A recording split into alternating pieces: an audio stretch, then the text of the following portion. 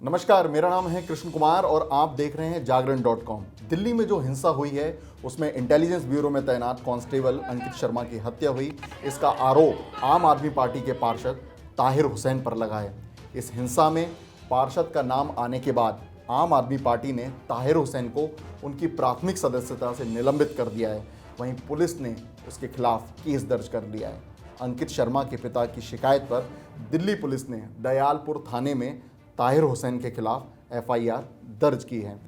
Police ने IPC की जिन धाराओं में जो केस दर्ज किया है उनमें है 302, 201, 365 और 34।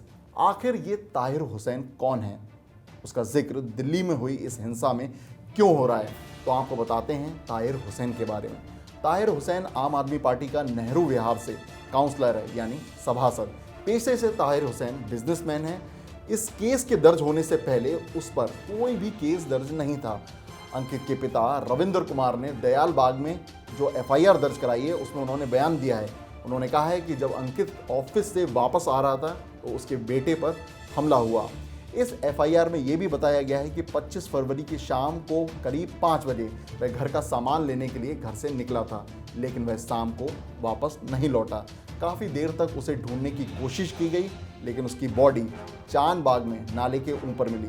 अंकित के पिता ने एफआईआर में यह भी बताया है कि उसकी बॉडी मिली तो उसके शरीर पर केवल अंडरवियर था। उसके सिर, चेहरे, छाती और पीठ के पास तेज धार के हथियार के निशान थे। वहीं कुछ बॉडी पार्ट पर तेजाब जैसी किसी चीज से जलाने की कोशिश की गई।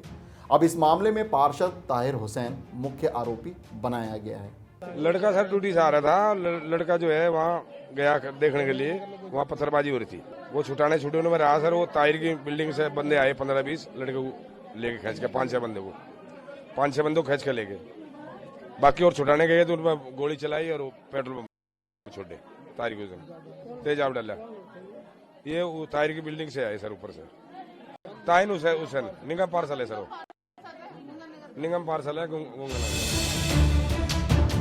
अब आपको बताते हैं इस ताहिर हुसैन के बारे में कि वो कहां से ताल्लुक रखता है। ताहिर मूल रूप से यूपी के अमरोहा का रहने वाला है। ऐसा कहा जाता है कि वह 20 साल पहले अमरोहा के पौरारा में रहता था। उसका नाम जैसे ही सोशल मीडिया और टीवी चैनल पर सामने आया तो पूरे गांव वाले हैरान हो गए।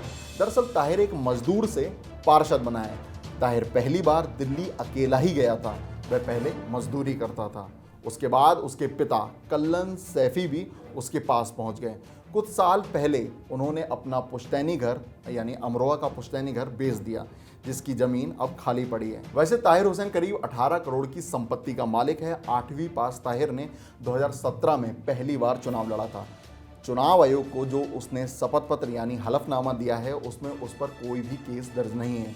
वैसे इस मामले में फॉरेंसिक लेबोरेटरी की टीम भी जाँच कर रही है। वह चांदबाग इलाके में पार्षद ताहिर हुसैन की फैक्ट्री पहुंची और सबूत जुटाए। इस मामले में ताहिर का बयान भी सामने आया है। मीडियम के माध्यम से मुझे उसकी जानकारी मिली है। पर्सनली मैं नहीं जानता। उसकी मौत से मैं बहुत दुखी हूं।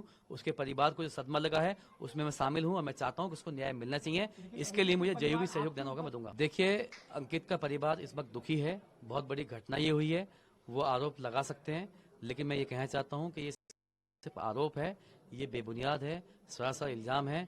मेरा इस घटना से कोई लेना देना नहीं है। मैं फिर यही कह रहा हूं कि इसकी जांच होनी चाहिए और जो भी दोषी हैं उनके खिलाफ कार्रवाई होनी चाहिए और कपिल मिश्रा, बारिश पठान जैसे लोगों के लिए सख्त से सख्त कार्रवाई हो, क्योंकि इन लोगों के बयानबाजी से ही इस दिल्ली के अंदर ये 23 तारीख के बाद में यहाँ पे हिंसा भड़की है। अगर आप बात करते हो प्रोटेस्ट की, तो प्रोटेस्ट को चलते हुए 2 महीने से ज्यादा हो चुके हैं, लेकिन जब से इन 2 लोगों ने बयानबाजी करी है तब से लोगों ने यहाँ पत्थरबाजी शुरू करी है और हम जैसे शरीफ लोगों को इसका खमियाजा भुगतना पड़ रहा है।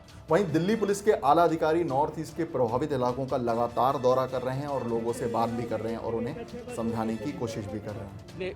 आप यहाँ 2 दिन पहले आपने देखा होगा यहाँ की स्थिति कुछ और थी, लेकिन अब धीरे धीरे जो है स्थिति इम्प्रूव कर रही है। तो this are all steps and we are trying to reinforce that kind of a strength in them that they should not feel scared. इसी बीच राष्ट्रीय महिला आयोग की अध्यक्ष ने भी जाफराबाद इलाके का दौरा किया। वह डीसीपी ऑफिस भी पहुंची और पुलिस से जो हालात हैं उनका जायजा लिया। कोशिश करेंगे कि अगर जिनको घर की व्यवस्था है या उनको कहीं पे रख सके, आश्रम की व्यवस्था है, जहां पर भी जैसे जैसे महिलाएं मिलेंगी और जिस तरह की जरूरत होगी हम कोशिश करेंगे उनको वो सभी जरूरतें पूरी कर सकें। यहाँ पर फ्राइडे प्रेयर्स हैं और थोड़ा सेंसिटिविटी बढ़ी हुई है, तो पुलिस ने हमें रिक्वेस्ट की है कि आज भी सकते हैं, लेकिन उनकी भी हमें देखना है कि पुलिस को प्रॉब्लम ना हो, इसलिए हम कल आएंगे यहाँ पर दोबारा अराउंड 4 o'clock।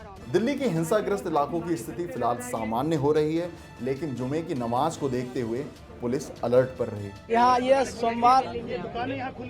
सोमवार से खुले, सोमवार से बंद थी है और इतवार की रात को बंद हो गई थी। आज 5 दिन बाद खोल रहे हैं, वो भी हम खोल नहीं रहे थे, पुलिस वालों ने कहा है और कहा कि खोलो दुकानें खोलो। मेडिसिन के लिए बहुत फोन आया, 150-200 फोन आया, मगर हमने मजबूरन दिया, थोड़ी साइड से दी, इक्का दुक्का किसी को जरूरत की चीजें देते रहे। बच्चे परेशान रहे, दूध वाले परेशान रहे, जो बच्चों को दूध पिलाते हैं ना वो परेशान रहे, तो इसलिए हमने कोशिश यही थी, हम तो हाँ हमने खोला नहीं है हाँ सबको, यहाँ सबको ले आके सब लेके जाते हैं। हाँ बहुत अच्छी बात है, हम तो चाहते थे कि खुल जाए, पहले 2 दिन पहले खुल जाए, 3 दिन पहले खुल जाए। लोग बहुत परेशान थे, बच्चे परेशान थे, बच्चे वालियाँ परेशान थी, लेडीज परेशान थी, तो हम तो चाह रहे थे खोल दें बिल्कुल, लेकिन हालात नॉर्मल नहीं थे, तो इसलिए हम मजबूरन हमने बंद कर रखी थी, वरना सबसे लास्ट में हमने बंद करी है, सबसे पहले हम खोल रहे हैं। तो ये हमने आपको बताया दिल्ली के ताज़ा हालात, दिल्ली के इन प्रभावित इलाकों की स्थिति कैसी है, वहाँ पर लोग कैसे सामान्य जनजीवन की ओर लौट रहे हैं, पुलिस क्या कर रही है, पुलिस किस तरीके से लोगों से संवाद कर रही है और इस मामले में अब तक क्या हुआ है। जागरण.com पर देश दुनिया से जुड़े और तमाम तरह के वीडियो देखने के लिए हमारे साथ बने रहें।